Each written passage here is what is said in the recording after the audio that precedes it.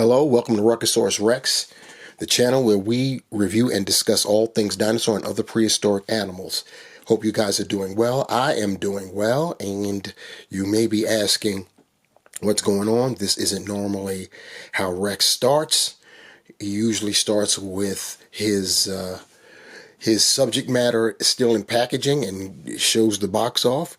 That's not going to happen this time for a couple of reasons, but you'll see. Anyway, that's one thing. The other thing, too, is this is not the review subject. Anybody that's rocked with me for a while, you already know, you've seen this before. This is my Patagotitan, and it was a custom from Terra, which is a very small company, and had to have it when I saw an opportunity to get one, so I put in the order to get one, and this is, to date, the largest model, the largest dinosaur, the largest prehistoric animal model in my collection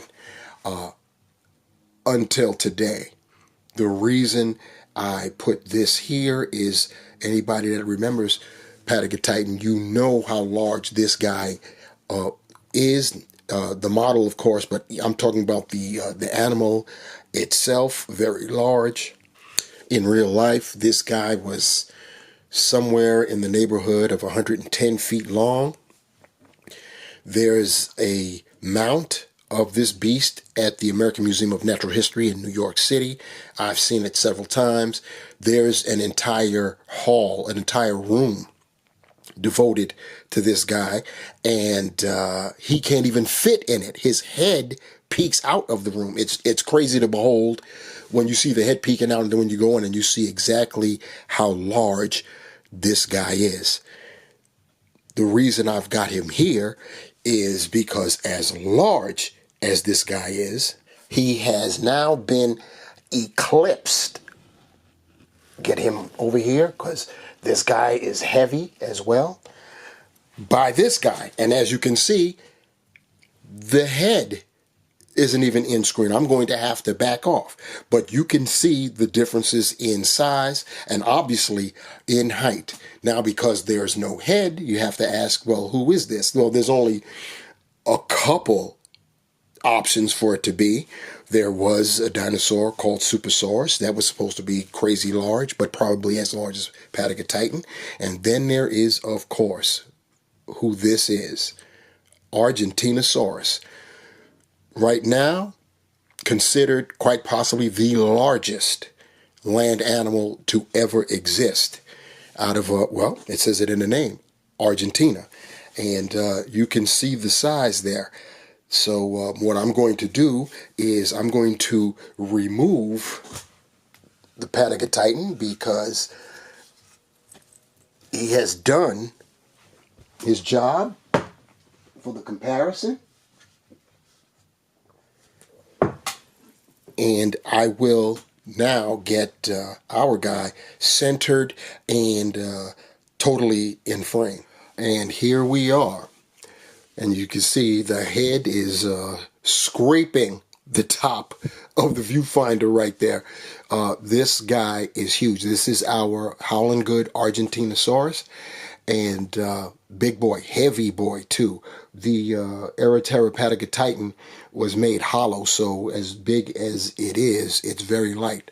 That is not the case for this bad boy. He's got some weight to him, and that's not the only thing. Obviously, he's got size, so we will attempt to take a measurement of this guy. And if you just take the measurement from, as is, I've got to stand up. You see I'm far away from this guy. And then to the tail, he's about 33 inches long. But if you were to stretch him out and actually get the genuine length, this is going to be a little bit tricky, but I'll try it.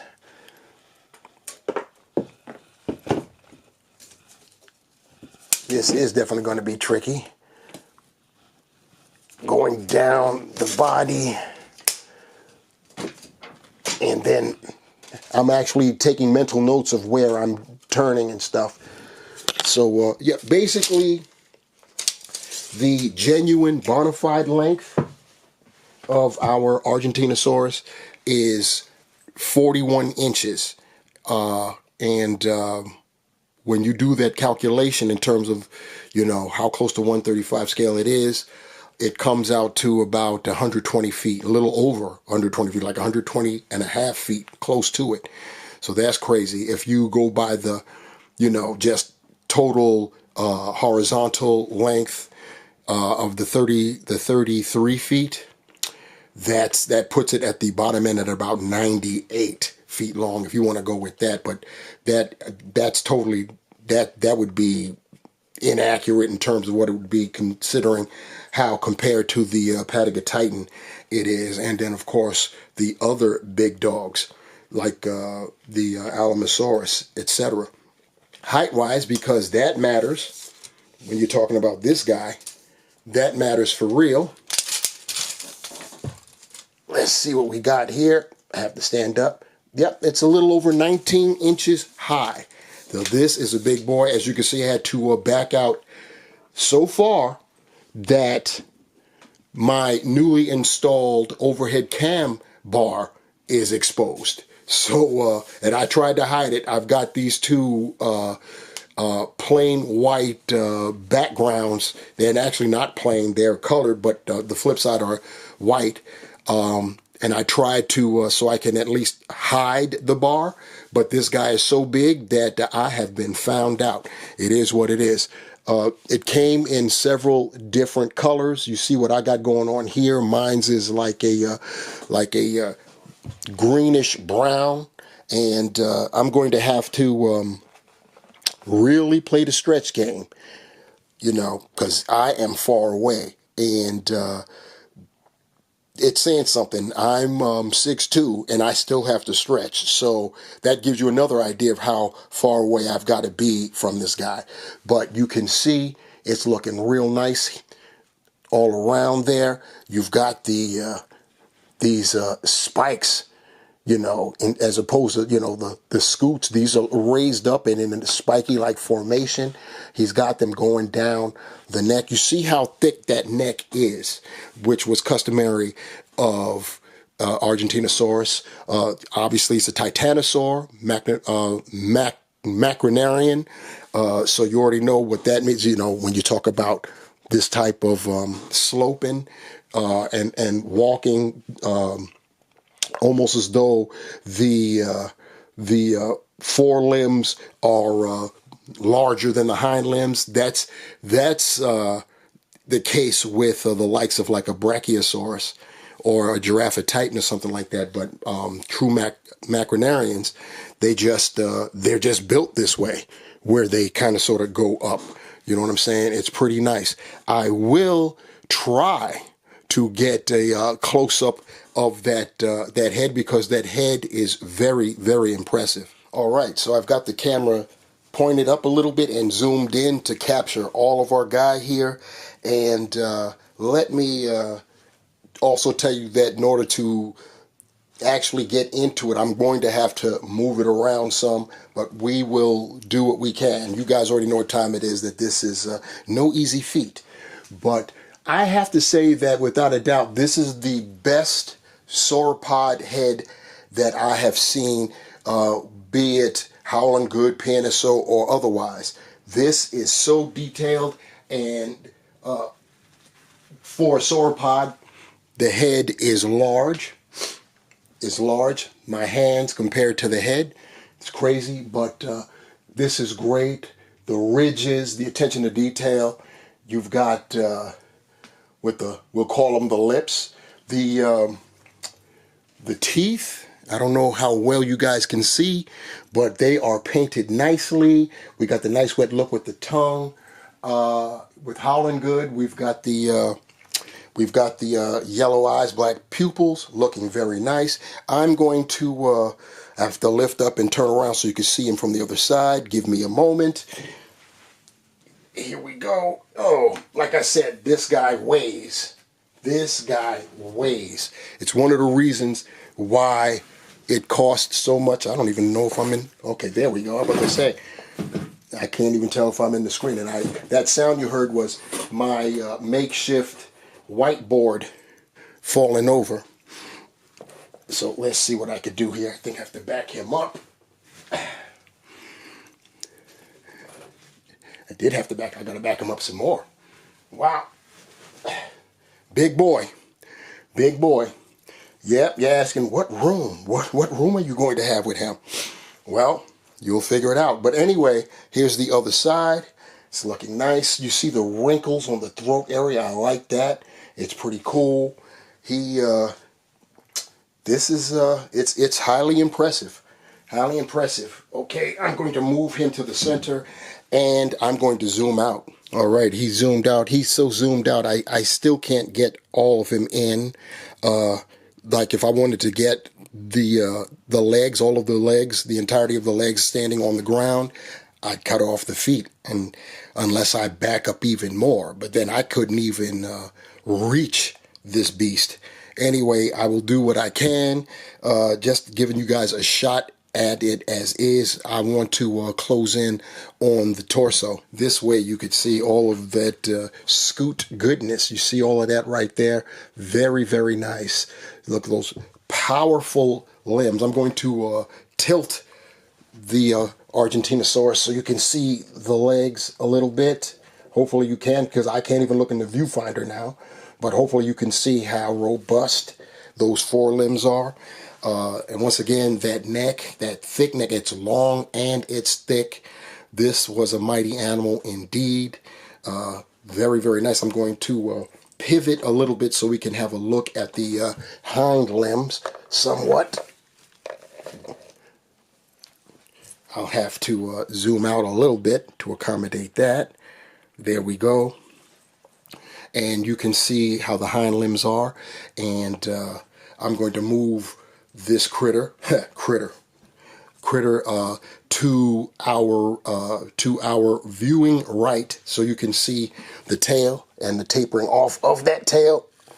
Yes, you hear me straining, grunting, because like I said, this beast has got it has got some weight to it. I still don't have all of the tail in, so maybe that'll do it. I'm doing this trial and error because I've got to do all that and not look at the viewfinder. But yep, I've got basically all of the tail in, so you could see that pretty decently long tail. The neck, I believe, is still beats out the tail in terms of length. But the tail is long, and it does taper, and it does have that whip-like effect, which I'm sure is one of its possible weapons against predators. And that would have to be against numerous, because what could possibly threaten a full-grown Argentinosaurus? That would be this guy right here. What you see in here is the PNSO Maposaurus. And yes, this is to scale, so you're still asking, well, what threat could this possibly be, even as large as Maposaurus were? They were about 38 feet long, Maposaurus was. They were up there, you know, like with Giganotosaurus, which also is thought to have preyed upon this beast. Now, take this into consideration. Maposaurus, I believe they found a few fossils of them together, showing that they hunted in packs. And when you think about it, they would have to, as large as they were, gigantic theropods, among the largest the world has ever seen. They were still nothing one-on-one compared to this monster right here. They were big, but they were not big enough, but they were equipped with very sharp knife-like teeth for slicing meat, unlike a Tyrannosaurus rex, whose banana-sized large teeth were meant for crushing bone. And then when you take into consideration, if you get a pack of these guys and they just do an Argentinosaurus similar to, like, say, a Komodo dragon does to a pig or a cow or something, what they do is they bite. Of course, Komodo dragons have like an infectious bite. You can almost say venomous. They'll bite a prey animal, and they won't try to wrestle or anything like that. They were very patient. They would just hang out and follow it around as it weakened and weakened and weakened till it fell over. Then it would go in and then start, this is graphic, eating it alive. That's what it would do. I'm quite sure that's similar of how Mapusaurus would do. We really believe that they hunted in packs. We don't have that same kind of evidence for Giganotosaurus. But they had to as well, because there's no way one can take one down. Even a sickly one, it would still be a challenge unless it was so sick and near being deceased that it was falling over and stuff like that and it was going to die anyway. But a full-grown and fully healthy Argentinosaurus, no way one guy is going to do anything with that. I'm hoping you can see our 135 scale human being representing a 1.8 meter man.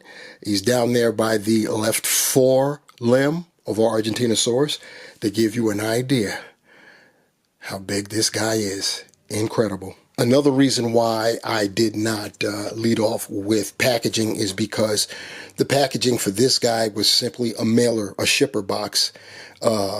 It had Haolonggood and all that stuff on there, but it was there's nothing. It's just brown and had the logo of Haolonggood and all that type stuff. The accessories, I showed this before as a lead up to this video, but we've got a bunch of posters. As you can see there on the top poster is of Argentinosaurus. We also got, check this out. This is crazy. I'm going to zoom in a little bit so it can be, we could see it a little bit better. We received this, a deck of playing cards. And let's get them out. I left a couple in.